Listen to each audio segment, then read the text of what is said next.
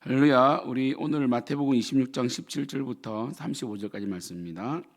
무교절의 첫날에 제 아들이 예수께 나와서 이르되 유월절 음식 잡수실 것을 우리가 어디서 준비하시기를 원하시나이까?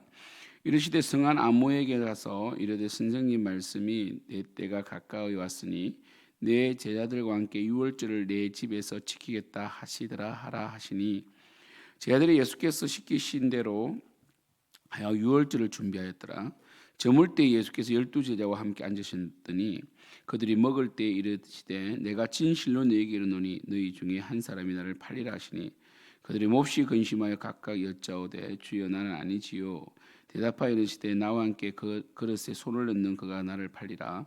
인자는 자기에 대하여 기록된 대로 가거니와 인자를 파는 그 사람에게는 화가 있으리로다. 그 사람은 차라리 태어나지 아니하였더라면 제게 좋을 뻔하였느니라. 예수를 파는 유다가 대답하여 이르되 랍비여 나는 아니지요. 대답하시되 내가 말하였도다 하시니라. 그들이 먹을 때 예수께서 떡을 가지사 축복하시고 떼어 제자들에게 주시며 이르시되 받아서 먹으라 이것은 내 몸이니라 하시고 또 잔을 가지사 감사기도 하시고 그들에게 주시며 이르시되 너희가 다 이것을 마시라. 이것은 제 사함을 얻게 하려고 많은 사람을 위하여 흘리는 바 나의 피 곧 언약의 피니라. 그러나 너희에게 이르노니 내가 포도나무에서 난 것을 이제부터 내 아버지 나라에서 새 것으로 너희와 함께 마시는 날까지 마시지 아니하리라 하시니라. 이에 그들이 찬미하고 감난산으로 나아가니라. 그때 예수께서 제자들에게 이르시되 오늘 밤에 너희가 다 나를 버리리라. 기록된 바 내가 목자를 치리니 양의 떼가 흩어지리라 하였느니라. 그러나 내가 살아난 후에 너희보다 먼저 갈릴리로 가리라. 베드로가 대답하여 이르되 모두 주를 버릴지라도 나는 결코 버리지 않겠나이다. 예수께서 이르시되 내가 진실로 내게 이르노니 오늘 밤 닭 울기 전에 내가 3번 나를 부인하리라. 베드로가 이르되 내가 주와 함께 죽을지언정 주를 부인하지 않겠나이다 하고 모든 제자도 그와 같이 말하니라. 아멘. 마지막 만찬이죠. 특별히 17절 무교절의 첫날에 이렇게 되어 있습니다. 그러니까 6월절과 무교절은 하루 차이가 나요. 6월절이 정월 그러니까 유대인의 종교력으로 1월 14일이면 무교절은 15일부터죠. 그런데 예수님 때는 6월절과 무교절이 딱 겹쳐요. 그죠? 겹칩니다. 그래서 무교절의 첫날에 제 아들이 예수께 나와 이르되 6월절 음식 잡수실 것을 우리가 어디서 준비하기를 원하시나이까라고 묻습니다. 그때 예수님께서 아무에게 가서 말하라 이렇게 말했습니다. 그래서 우리 참 성경에 보면 이름도 나오지 않지만 어제 우리 보신 바대로 향유 옥합을 깨뜨린 여인의 이름이 나오지 않고 그다음에 예수님께서 종려 주일날 예루살렘에 입성하실 때에 나귀를 기꺼이 내어주신 그 아무개 주가 쓰시겠다 할 때 정말 기꺼이 내어주신 나귀의 주인 그리고 또 예수님의 유월절 이 마지막 이 성만찬 마지막 만찬을 위하여 기꺼이 이 집을 내어준 사람 참 이렇게 정말 제자들이 많이 등장하고 12제자가 예수님의 첫근에서 일을 다 하는 것 같아도 그렇지 않습니다. 하나님 나라는 이 엘리야 시대에 바알에게 무릎 꿇지 아니한 7천 명이 있었던 것처럼 다양한 방법으로 다양한 모양으로 하나님을 섬기는 자들이 참 많습니다. 그죠? 그때 제자들이 유월절을 준비하였는데 예수님께서 뭐라고 하십니까? 이렇게 말씀하시죠. 내가 진실로 너희에게 이르노니 너희 중에 한 사람이 나를 팔리라 이랬습니다. 여러분 아십시오. 가룟 유다는 예수님을 이미 팔았습니다. 은삼십에 팔았는데도 성찬식에 참여했죠. 이런 것을 볼 때 정말 이 성찬식이 중요하지만 가룟 유다도 성찬식에 참여했다고 해서 구원받는 게 아닌 거 알 수 있죠. 우리가 이제 늘 이런 이 근본적인 질문을 하죠. 물 세례만 받으면 구원받는가? 그렇지 않죠. 성령 세례 받은 자가 구원받고 물 세례는 성령 세례 받은 자에게 표로 주는 것이고 교회의 공적인 선포죠. 이 사람도 우리와 같은 형제가 되었다. 성찬식도 마찬가지예요. 성찬식의 떡과 포도주 자체에 뭐 특별한 효력이 있는 건 아닙니다. 그렇죠? 우리가 이 성찬에 참여하는 것은 믿음으로 참여해야만이 효력이 있는 거지. 가룟 유다는 믿음이 없이도 그 종교적인 행위로서 성찬식에 참여했다. 예수님께서 너희 중에 한 사람이 나를 팔리라 이렇게 말했습니다. 그들이 몹시 근심하여 각각 여짜되 주여 나는 아니지요 라고 묻습니다. 그죠? 여러분 뭐 제자들이 팔 생각이 없는데 아니지요라고 물을 수 있죠. 대답하여 이르시되 나와 함께 그릇에 손을 넣는 그가 나를 팔리라 이렇게 말했습니다. 가룟 유다죠. 그런데 인자가 자기에 대하여 기록된 대로 가거니와 인자를 파는 그 사람에게는 화가 있으리로다. 그 사람은 차라리 태어나지 아니하였더라면 제게 좋을 뻔하였느니라 이렇게 되어 있습니다. 그죠? 그러니까 이 가룟 유다는 구원 받았는데 타락한 것이 아니라 구원 자체를 받지 못했어요. 요한복음에는 확실하게 나옵니다. 가룟 유다는 마귀다. 그래서 마귀의 자녀입니다. 참 이 시편에 내 동기가 발 뒤꿈치를 들었다. 내 친한 친구가 발 뒤꿈치를 들었다는 것은 배신했다는 건데 예수 그리스도 제자 중에 한 사람이 배신할 것은 이미 예언되어 있습니다. 근데 가룟 유다가 그 사람이라는 것. 그래서 참 어찌 보면 우리가 가룟 유다가 불쌍하다 이렇게 볼 수도 있겠지만 참 우리는 그래요. 사실 우리가 구원받은 것, 우리가 택함 받은 것, 제가 목사가 된 것, 여러분이 믿음을 가진 것, 이 모든 것은 은혜죠. 우리는 참 전도를 해보고 하지만 정말 예수님을 받아들이지 않는 사람들 많아요. 그런데 그들도 다 하나님이 지은 피조물이에요. 그렇죠? 그래서 제가 어제 말씀드린 것처럼 인간은 하나님의 형상대로 지음받았다는 것은 미러링, 하나님의 영광을 드러내는 하나님의 영광을 표시해내는 자로 지음받았는데 일반 온정주의인 측면에서 여전히 우리는 하나님의 영광을 드러냅니다. 그렇죠? 예수를 믿지 않아도 선한 일을 하는 사람도 있죠. 그러나 그것으로는 구원을 받지는 못해요. 정말 이 모든 사람들이 다 구원에 이르기를 하나님이 원하시지만 그러나 이 택함 받은 자만 구원을 받잖아요. 그죠? 그러니까 우리가 택함 받은 우리가 그래서 감사할 뿐이죠. 그렇다면 우리 오늘 제목처럼 베드로의 맹세라고 되어 있는데 그럼 베드로는 나으냐? 가룟 유다보다 베드로가 나아서 가룟 유다는 택함 받지 못했고 베드로는 택함 받았고 가룟 유다가 예수님을 판 것과 베드로가 예수님을 3번 저주하면서 욕을 하면서 부인한 것은 그럼 그 경중의 차이 중에 가룟 유다가 더 큰 죄를 지었고 베드로가 작게 지냐? 그게 아닙니다. 베드로도 가룟 유다만큼이나 예수님을 3번 부인했잖아요. 큰 죄입니다. 그런데 차이는 뭡니까? 바로 가룟 유다는 택함을 받은 거고 베드로는 가룟 유다는 택함을 받지 못한 것이고 베드로는 택함 받은 거거든요. 그래서 예수님께서는 베드로에서 기도한다고 그랬어요. 예수님께서 가룟 유다가 나를 팔 것이다라고 말씀하셨고 그 다음에 뭐라고 하셨냐면 베드로를 향하여 제자들을 향하여 오늘 밤에 너희가 다 나를 버리리라 이렇게 말씀하셨다고요. 그리고 이 스가랴 말씀처럼 내가 목자를 치리니 양의 떼가 흩어지리라 이 말씀이 예언될 것이다 라고 말씀하셨어요. 그리고 내가 살아난 후에 너희보다 먼저 갈릴리로 가리라 이렇게 하셨는데 그때 베드로가 대표로 또 베드로가 오버를 하는 거죠. 나는 절대로 안 버립니다. 나는 결코 버리지 않습니다. 이렇게 말했습니다. 여러분 사람의 맹세는 오래가지 않습니다. 그러니까 참 베드로나 가룟 유다나 똑같아요. 어찌 보면 뭐 베드로가 좀 더 순수하다고 볼 수 있을까요? 뭐 그럴까요? 베드로도 여전히 예수님 좌우편에 앉으려고 하는데 중요한 것은 베드로의 맹세는 그 유효 시간이 뭐 짧게는 3시간, 뭐 길게 잡아 6시간, 그 잡히십니다. 예수님께서 기도하신 이후에 겟세마네 동산에서 기도하시고 그 잡히신다고요.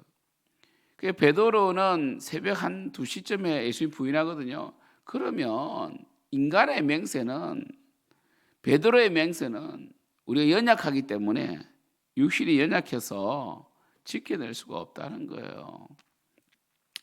저는 베드로의 맹세라고 제목을 붙인 이유는 오늘 2가지 말씀드리고 마칠 텐데 첫 번째는 뭐냐면 그래도 예수 믿는 자는 비록 실패할지언정 베드로처럼 내가 예수님을 절대로 버리지 않겠습니다 라고 말할 수 있는 용기는 있어야 됩니다.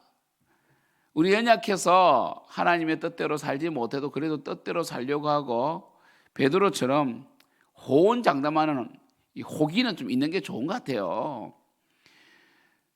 오히려 나는 안 돼, 나는 예수 믿어도 안 돼, 내가 말해보면 뭐해 또 실패할 텐데, 이것보다는 우리가 믿는 자라면 베드로처럼 예수님 백을 믿고 호언장담하는 게 오히려 믿음일 수가 있어요. 가끔씩 실패를 두려워하고 그리고 이 자신에 대한 믿음이 부족하고 하나님에 대한 신뢰가 부족해서 늘 움츠러져 있고 시도하지 않는 사람들 참 많습니다. 그런 사람 비해서 베드로처럼 주님 저는 예수님 안 떠날 거예요 라고 맹세하는, 우리가 연초가 되면 늘 이 송고기 영신 예배 드릴 때 맹세를 하죠. 하나님 올해는 정말 주님을 잘 섬기겠습니다, 정말 열심히 살겠습니다 하는데도 작심삼일이 될지언정 그래도 매년 결심하는 자가 믿음 있는 자라는 것을 말씀드리고 싶고요. 두 번째로 우리의 인간적인 의지로서는 약속을 지켜낼 수 없기 때문에 반드시 기도해야 되고 성령을 의지해야 된다. 내일 우리 주일 말씀 나오겠지만 베드로의 맹세가 흠맹세가 될 수밖에 없었던 이유는 바로 베드로는 기도를 하잖아요. 예수님께서 그렇게 말씀하시잖아요. 예수님께서 기도하라 했는데 제자들은 졸고 있거든요. 그때 예수님께서 뭐라고 하셨습니까? 너희가 나와 함께 1시간도 이렇게 깨어있을 수 없더냐, 어떻게 1시간도 기도 못하냐, 지금 내가 죽게 되었는데 시험에 들지 않게 깨어 기도하라, 마음에는 원이로도 육신이 약하도다 이렇게 말했거든요. 예수님은 아마 베드로를 그래도 이쁘게 봐주셨을 거예요. 왜냐하면 베드로가 얼마나 연약한지 아시거든요.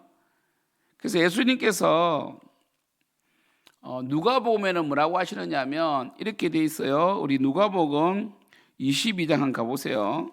참 이게 중요한 것 같아요. 누가복음 22장 보시면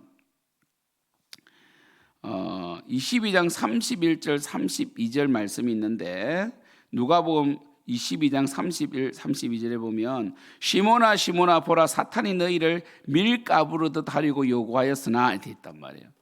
그러나 내가 너를 위하여 내 믿음이 떨어지지 않기를 기도하였노니 너는 돌이킨 후에 내 형제를 굳게 하라 이랬단 말이에요.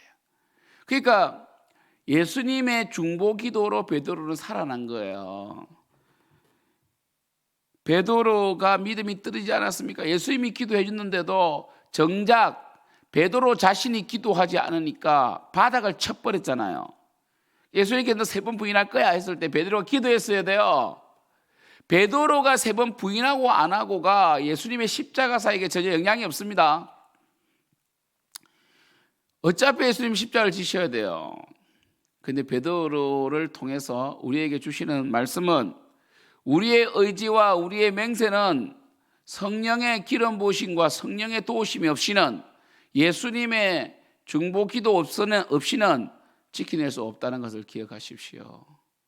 그래서 오늘 예수님께서는 마지막 순간까지 제자들을 사랑하셨고 또 마지막 순간까지 베드로를 특별히 사랑하사 베드로가 혹시 믿음이 떨어지더라도 네가 나를 3번 부인하더라도 이 십자가의 이 형벌 자체가 굉장히 고통스럽고 또 예수님이 잡히는 그 순간에 제자들을 잡으려고 하기 때문에 너는 믿음이 떨어질 것이다. 그러나 절대로 절망하지 말고 내가 사흘 만에 살아날 테니까 제자들을 데리고 갈릴리로 가 있으라라고 말씀하심으로 끝까지 죽음을 앞두신 그 순간에도 끝까지 예수님께서는 제자들을 위하여 이렇게 온전히 사랑으로 끝까지 뭡니까? 섬세하게 베드로가 혹시 절망하고 무너질까 봐 예수님께서 어떻게 하셨습니까? 신경을 쓰고 계신다. 여러분 가룟 유다는 이제 예수님을 팔려고 나갔어요. 그죠? 우리 결론적으로 그래도 베드로처럼 하려고 하십시오. 때로는 호언장담도 믿음이 될 수 있어요. 베드로 멋있잖아요. 그래도 절대로 부인 안 합니다. 이거 멋있잖아요. 그러나 부인할 수도 있어요. 우리가 기도가 부족하고 성령 충만하지 못한 부인합니다. 그렇다고 절망하지 마시고 다시 시도하시고요. 또 우리 또한 이 실패한 자들을 정죄 판단할 것이 아니라 사실 제자들이 다 실패했기 때문에 서로 정죄하고 판단 안 했지.